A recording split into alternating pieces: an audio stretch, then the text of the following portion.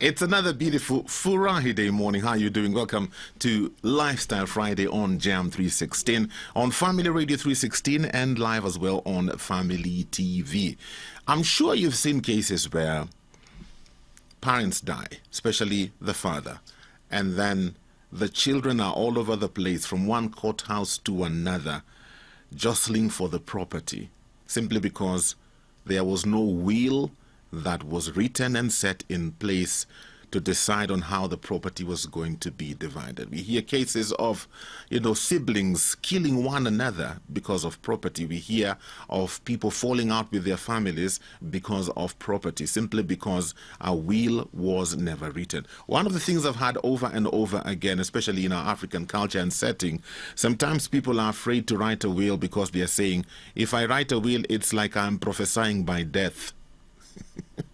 The Bible says it is appointed for man to die once, and after that, judgment. So the thing is, we will all die.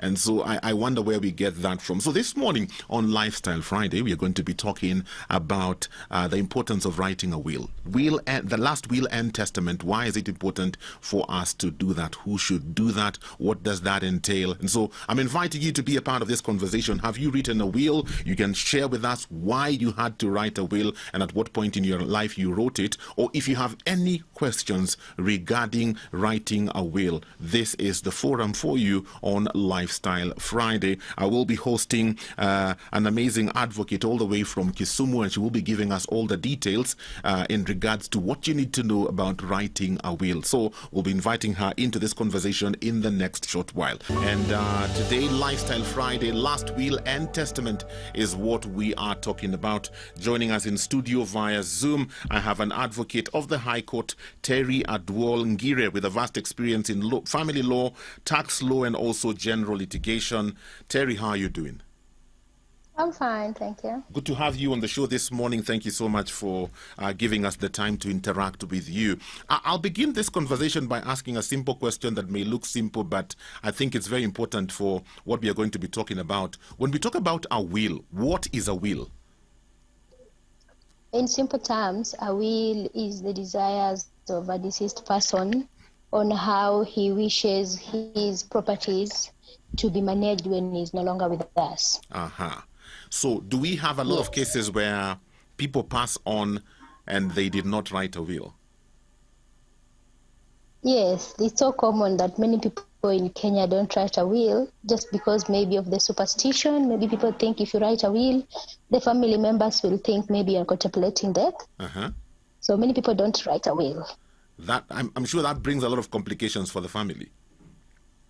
It does bring a lot of complications because now when there is no will, you have left your property there for the family members to grumble about. Okay. But if you leave a will, you leave specific directions on how you want your estate to be managed. I'm just wondering what... So even in your grave...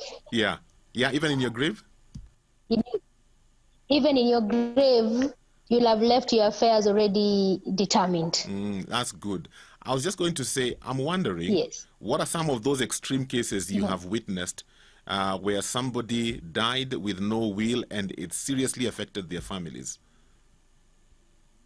Especially in a polygamous home, if someone dies and there's no will, family members fight each other, share their dirty linen in court, struggling for the properties of the deceased person. Because, the law is very clear that if you die without a will, even in a polygamous family, you share it equally amongst the houses.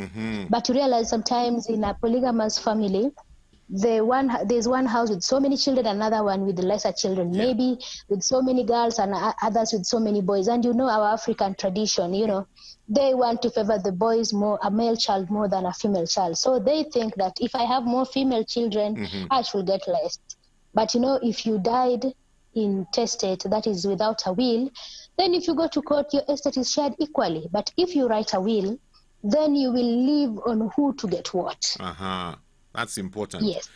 There's also this kind of lifestyle that I see a lot of men adopting, and maybe it also contributes to why they don't write a will. I see a men who have property that their family does not know about. You have a kashamba there, you have shares here, you have this there, but your wife doesn't know about it, and your children do not know about it as well. I don't know what your thoughts about that are. And that is why you should write a will, because if you write a will, you can bequeath a property to anybody. So even if anybody you desire. So if you have a property somewhere that you don't want your family members to know, you can always write a will and bequeath that property to whoever you want, maybe a secret spouse, a secret child. But now if you don't write a will and that property is out there and your family members, they don't know about it, if they go to do your succession, they might leave it out and it will just wallow there. No one will benefit from it. Maybe some stranger someday. Okay. At what point does one begin to think about writing a will, and who should write a will? Okay, it seems like we have lost the connection there with our guest this morning. We'll try and get her back on. But I'm also roping you into this discussion. I've seen cases, even with close friends and sometimes even extended family, where the whole issue of the will and the testament became an issue because it had not been written. And because it had not been written and somebody has died and there's all this property, people begin fighting. It's like we throw our senses out of the window and everybody is clamoring for what they can get. So this is a very important topic that we need to talk about. So if you have questions, if you have thoughts, I'm trying to get my connection here. It seems like I'm having issues. Let me see what could be wrong, because we need to really build on this conversation. Okay, I think I have sorted it out. There you go. Yep, there you go. You are back. I was going to ask you at what point does one begin to think about writing a will, and who should write a will? A will can be written by anybody who is over 18 years old. So long as you're of age and you have sound mind, you can write a will. And you begin writing a will at any point when you start acquiring your assets. Even if you have a small shamba somewhere, even if you have a small share in a company, you write a will. So long as you have assets, you can write a will, so long as you're of age and you have a sound mind. Sound mind is very important. That is one of the things that is usually considered in invalidating a will. Capacity to write a will, you must be of sound mind. There's this notion that it's rich people who write wills. Me ni hustler, me ni jamaa wa kawaida. I really don't have much, so what am I writing a will for?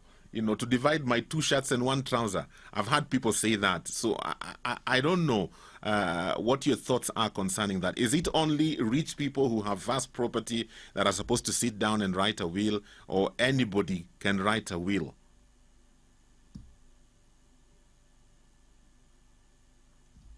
Okay. This connection seems to be having some issues. Let's get into some music as we try and sort out this connection. Remember, you are watching Lifestyle Friday right here on Family TV and Family Radio 316. We are talking about last will and testament. In studio today, I am joined by an advocate of the High Court. Terry Adwal is with us in studio via Zoom, and we are having this discussion, inviting your questions and your thoughts on 20316, WhatsApp 0786 316 316. So, Terry, before we got disconnected, I was asking you the question, is it only rich people who are supposed to write wills? Because sometimes I hear statements like, mimi sina mali, I only have my 2 shirts and 1 trouser, who do I leave that to? It's not even worth writing something about. No, anybody can write a will, whether rich or poor. That way you are able to manage your estate or your properties in your grave. You have left your estate organized. So anybody can write a will, even that 1 shirt, if you want to bequeath it to your brother, you can do it. Yes. Okay.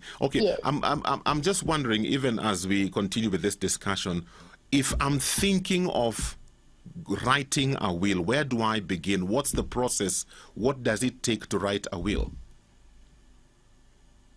There are 2 things involved. First, you must have the capacity to write a will. That is, you must be of sound mind and of age. And then you will then go to an advocate who will help you draft the will. Okay. So in drafting the will, you need 2 or more competent witnesses. That is very key. your will must be witnessed. So when you're going, you must go with 2 or more competent witnesses who must be present when you are signing that will. Uh-huh. Yes. And all of them must also sign to your attesting that they witnessed you signing the will. Though they must not be present at the same time, but all of them must see you signing the will. Mm-hmm. Is it possible to write a will without a lawyer? Yes, you can, so long as you know the content that you're supposed to put there. But you always advise that you use the advocates. Uh-huh. Yes, because maybe you might not know the content. Because, a will can be invalidated. Uh-huh. It can be revoked. Okay. What are some issues that may cause a will to be revoked? First, if you didn't have capacity to write the will, any of your beneficiaries can move to court and say, by the time you are writing that will, you are of unsound mind, maybe, you are a minor, maybe, you are under pressure, it was not your free will. You are coerced to write that will, maybe, with the person that wants to benefit. Sometimes people want to benefit from the will and then they coerce you to write. Maybe you're so sick to an extent that it has affected your ability to know what you're doing. Okay. So if you write your will when you're too sick and it has affected your ability to know what you're doing, then that will can be invalidated. You are not in your proper state of mind. Apart from that, is there any other reason where the will can be invalidated? Another reason that a will can be invalidated, many people usually think that a will can be invalidated if you don't make provisions for your beneficiaries, but that one cannot invalidate a will. If as a dependent you feel that you have not been provided for in a will, you can always move to court to make a provision for you under Section 26 of the Act. Yes. So basically what you're telling me is, if I'm writing a will, I can leave whatever to whoever I want. It's up to me. It doesn't necessarily have to be my children, my wife, my family members. It's up to me to decide. Yes, you can decide to give anybody anything you want. The family members cannot contest that in court?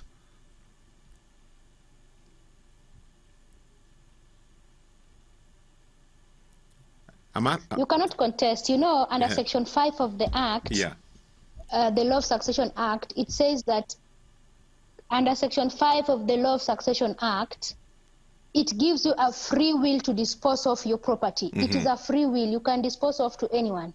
And if any dependent feels that a dependent is a child or a brother who feels that they were dependent on that person before they died and they have not been given what they feel they should have been given, then they can move to court under Section 26 for provision. And if the court finds that they were entitled, then the court will make a provision for them. Okay.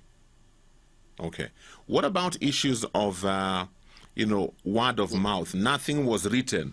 Mlikaa chini, mzee akasema, ile kona itakuwa ya so and so, ile kona itakuwa ya so and so.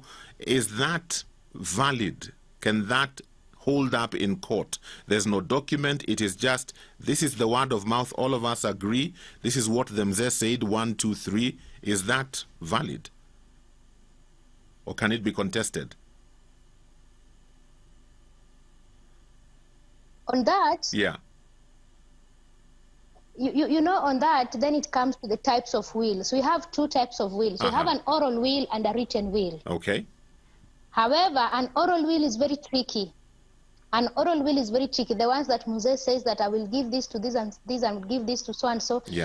That will has to be, if a will is oral, the Mzee has to die within 3 months of saying that. If he doesn't die within 3 months of saying that, then that oral will is not valid. So that is why we encourage people to write a written will, because the conditions for oral will is not easy. And even on the written will, can I change it over time? Or is it that once I've written it, it's set in stone? Yes. Can it be changed? Can I change it over the course of time? You can.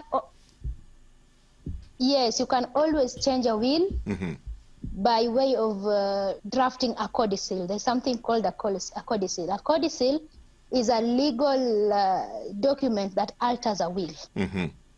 However, you cannot keep on altering a will all the time. If you alter it more than twice, we encourage you to write a new will, because you don't want to have so many codicils beneath the will. Because all the time that a codicil is signed, it has to be signed by the 2 or more competent witnesses. Maybe you might not find them all the time. So you can alter a will, yes, but we encourage that maybe after altering once or twice, you write a new will. Okay. There's a misconception that it's expensive to engage a lawyer and to write a will. Is that true, or is it just a misconception that a lot of people have? It is a misconception. It is a misconception. It is not expensive to engage a lawyer to write a will. Yes, especially, and again, you know, it depends again with the properties that we are talking about. The more expensive the properties may be, then you will feel maybe it is expensive to engage a lawyer. But at the same time, again, you drafting a will on your own might, you might leave out some important requirements that might invalidate a will. Okay. That's why it's important to engage an advocate to guide you in the process and writing it the right way. I have a question that's coming in here. Somebody's saying, can you tell me the benefits for me to write a will? What are the benefits? You know, if you write a will, it gives you first the free will to dispose of your properties the way you want. Because if you don't write a will, then it has to be, if you die, your properties, I mean, your estate has to be administered in relation to the available laws. I mean, you have to go to the chief, get a letter. You have to appoint administrators. But when you die, I mean, you have left your house organized. That way you have appointed an executor who will manage your estate. Even in your grave, you are still managing your estate. You give your property to anybody you want. You know, I'm just thinking that word estate sometimes inatuchanganya, because when you say managing my estate, I'm thinking, I don't even have an estate. So why should I even think about writing this? You know, because I think that the word estate gives a picture of somebody who has a lot. And hence my question earlier, the people who feel like they have nothing. You know, some of these terminologies, do they work against some people thinking of writing a will? Because when you're talking about an estate, I'm looking at myself and I'm thinking, what estate do I have? It's just my 2 shirts and my trouser and my bicycle. Is that really considered an estate? I don't know what you think about that. Okay, there we go again. We seem to be having quite a challenge with our connection this morning with our guest, but we are talking about will and last testament. Dennis, thank you for your question. We will get to it once we get the connection going. Dennis is asking, why bother writing? Are you back? Yes. Oh, yeah. The connection is coming on and off, on and off. There's a question here from Dennis, but before we get to that, I was asking about the whole issue of the term estate. And some of these terms confusing, because when you say estate, I'm thinking of somebody who has a lot. So, missing an estate, so that one does not apply to me.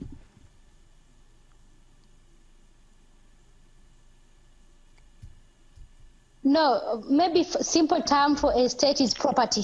Okay. Lifestyle Friday, talking about last will and testament. In studio with me today via Zoom, Terry Aduol Ngire, and we're having a bit of challenges technically, but let's see how far we can go. Terry, I have a question here, a burning question. Somebody's asking, after I've written my will, who do I leave it with to ensure that wale wanaihitaji wataipata when I'm not there? If you've used an advocate, it is the advocate who will keep the will. And if you have used a third party, you appoint anyone to keep your will. Okay. And it is also important to know that the person who keeps the will should not substantially benefit from it. Oh, that's an issue. Yes. That's interesting. Like if it is an advocate who is keeping the will and she's benefiting maybe 3/4 from your properties. It is a suspicious circumstance that invalidates a will. Okay, that's good to know. Yeah. Another question is asking, what about the children that are born out of wedlock? because we see a lot of drama sometimes when the man dies, and from the woodworks, a lot of several women may show up and say, I fathered this child with this man, and he also should be included in the distribution of the property. Does the law say anything concerning that? Yes, that is why you should write a will, because now when you write a will, you make provision for them. But what if you had not even written? If you don't write a will, even if you don't write a will, children are entitled to benefit from their father's estate, so long as they can prove that they were children of the deceased. Somebody's saying in relation... They shall benefit. Somebody's saying in relation to what we are talking about today, recent occurrences in our courts actually seem to invalidate what our guest is telling us today, that you have the ability to manage your estate after death, because it seems like in reality, it is the courts that are doing this. I don't know what you think about that statement. You see, I had said earlier that a will can be invalidated. There are so many things that can make a will invalidated. So if you write a will and it is not a proper will as it is required under the law, then the court will invalidate it. Maybe you write a will in a suspicious circumstance. Maybe the person who was keeping you under ransom is substantially benefiting from it. Other beneficiaries can go to court and ask that will to be invalidated because on the reasons that it was not made on your free will. Maybe you are coerced to write it. So there are so many circumstances under which a will can be invalidated by the court. Okay. I'm just wondering, in regards to what I had asked you earlier, what happens where somebody had property they had not disclosed to their family, now they are dead? I keep wondering, where does that property go? Because the family has no idea. Kulikuwa na 20 acres somewhere, and now this person has died. What happens to such property? Or maybe they had finances in the bank. Where does that property go?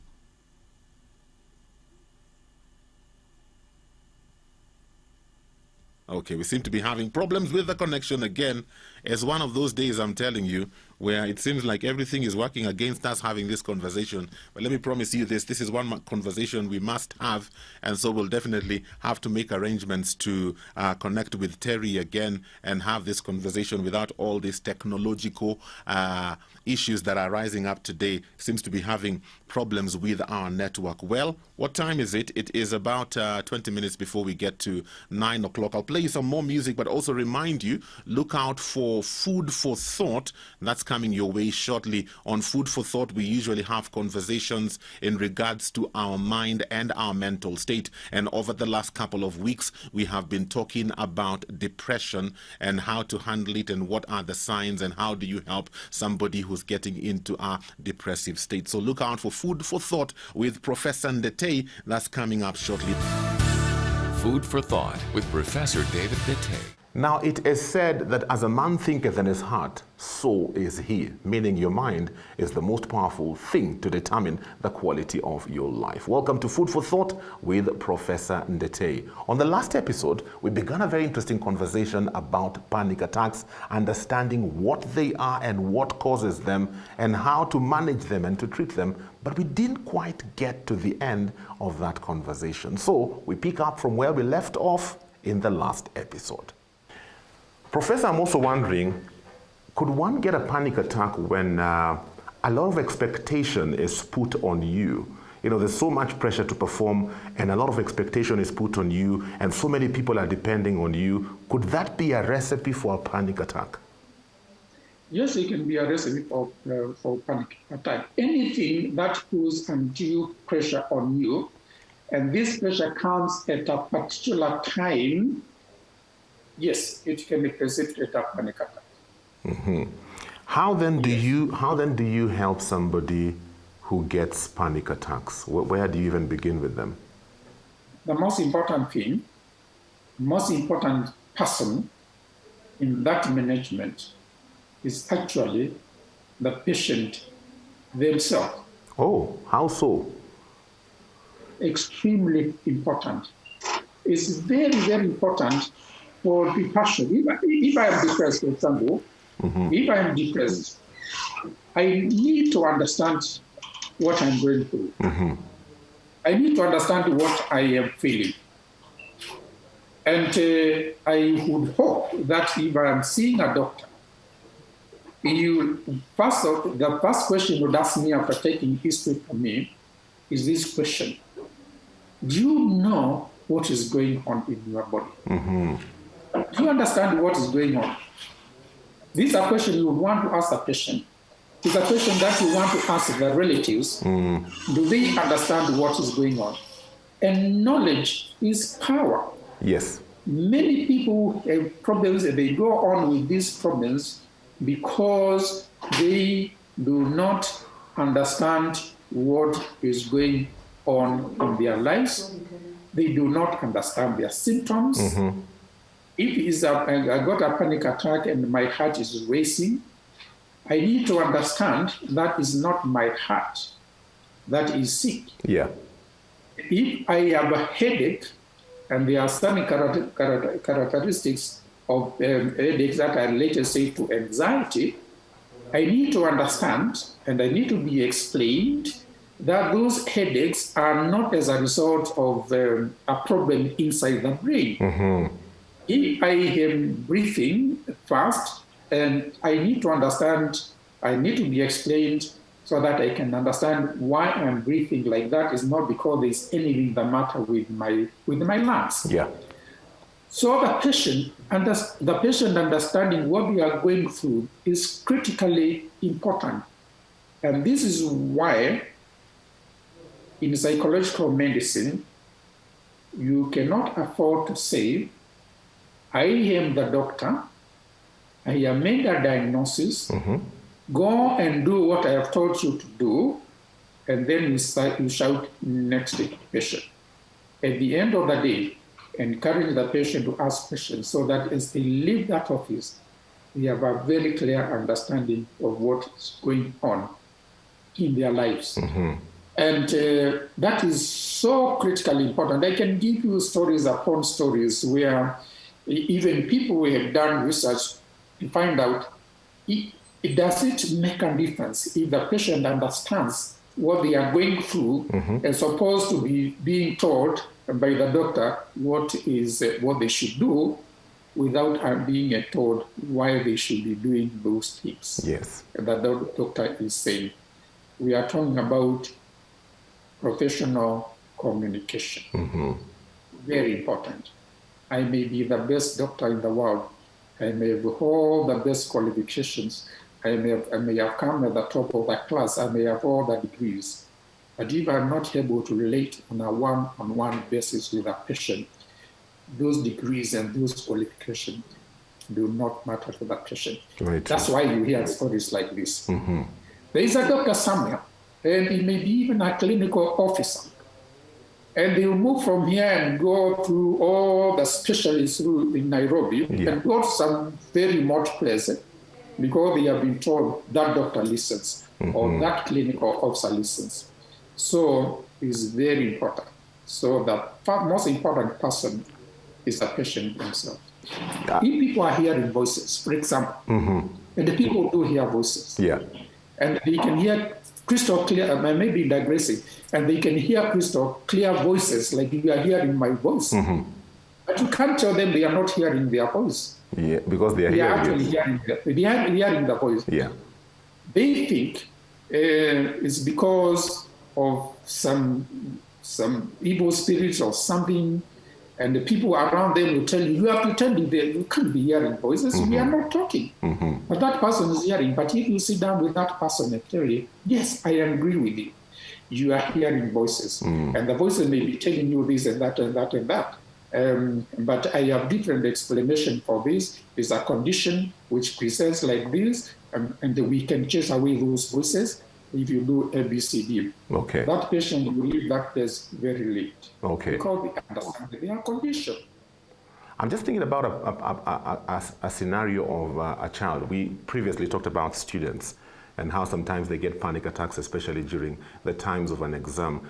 For me as a parent, if I realize that my child actually does get panic attacks, how do I help them? Because I'm thinking this is something, if we don't deal with, may even affect their self-esteem, how they see themselves. They may grow up thinking that hawako kamili, there's something so wrong with them. So as a parent, where do I begin? How do I help my child? I think the most important thing is, again, you as a parent, to understand that your child is going through a panic attack, or is going through anxiety or some kind of depression, and they see that as a medical condition. Don't see that as a reflection of a child who is not responsible, a child who is not disciplined, never shout at this child, never use the stick. Because it's just going to complicate the matters for that child. So the understanding of the parent is very important. But more often than not, you cannot blame the parents because they do not know, they do not understand. But I think a forum like this will make them understand what is going on and avoid doing the wrong things. And then after that, if we realize there's this kind of problem, then they can seek help.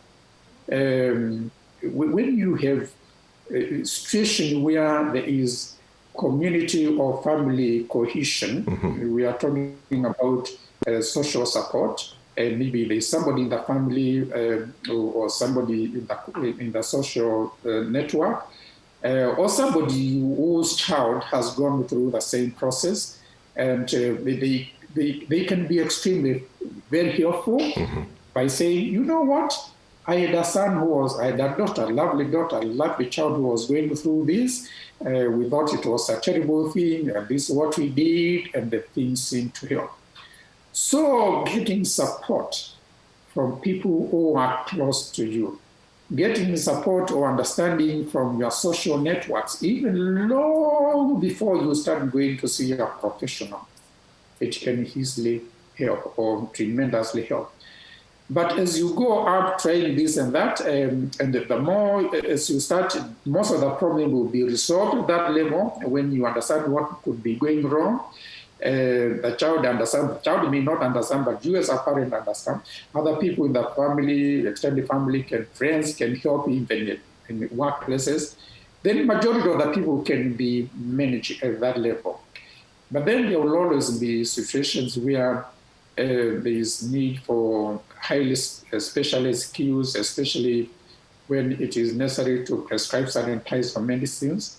And again, it's like you start with a base like this, and then as you go up, you can see right at the top, only a few people will need to see very highly specialized skills. Okay. It's important for us to do these things, and I'll tell you the reason why.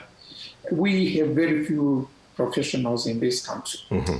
And the one time I was talking to a very famous psychiatrist, and we were having a discussion, and we said, when shall we have the resources that are available in the Western settings? Yes. Because we have very few resources in terms of highly specialized professional. This person is a house name. He was out against the wall and he said, if you ask me, it may take 1,000 years for us to achieve what they have already achieved. Wow. Maybe that was a parabolic. But basically what he was saying, we have a long way to go. The point is, yes, we may have a long way to go, but we have the same problems right here, the same problems that we have over there. Descending the same way. Are we going to tell them, sorry, there's nothing I can do for you, we just have to wait until we have enough resources? No. That would be ridiculous. Yes. What we are saying is, and listen to me very carefully, a time comes when you have to be innovative and say, I have this stick. This is what I have in my hand. Like Moses was asked by God, yes, what do you have? He had a stick. Okay? So start with what you have. So here in Kenya, and when I'm talking about Kenya, I am talking of Kenya as an example of very many countries we call low and middle-income countries. We have to learn to use what the stick that we have in our hands before we can get those resources. That may take a long time to come, because this person if it's me, it's child, I want resource today. Don't tell me, sorry, we don't have the necessary resources. Yes. We have to wait for a long time now. Okay. Indeed, knowledge is power. When you begin to understand some of the things about our mind and how it works, then some of these conditions that we stigmatize look like something that we can manage. Remember, as a man thinketh in his heart, so is he. That's food for thought for today.